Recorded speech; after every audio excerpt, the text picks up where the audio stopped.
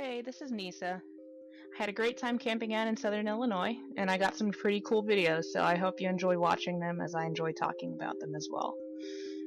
Okay, so this was the first salamander that we found on our first day. It's the long-tailed salamander, also known as Eurycia longicauda.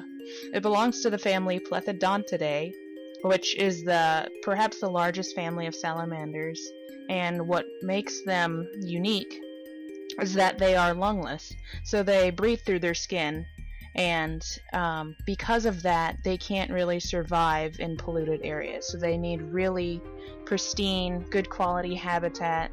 They typically will breed in really clean streams, pretty turbid, cold,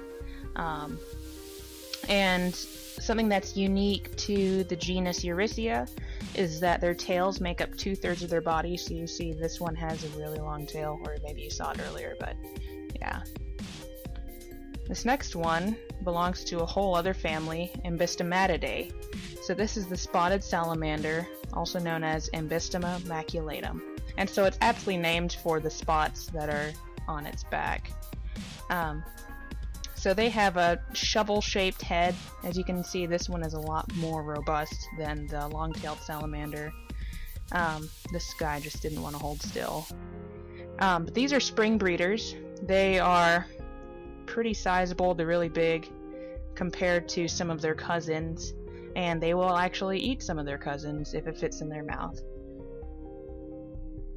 Right here we have one of the venomous snakes, so it belongs to the family Viperidae. This is the cottonmouth, also known as the water moccasin, and its scientific name is Agistrodon piscivorus. So piscivorus meaning that it eats fish. And you see right there it's shaking its tail.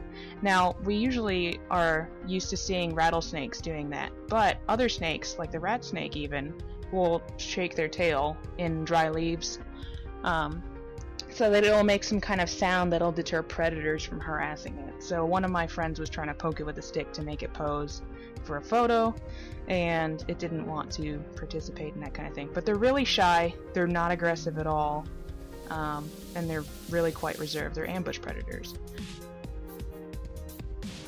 This guy right here, he was actually found by another group down the road, but this is a rough green, also known as Ophaedrus estivus.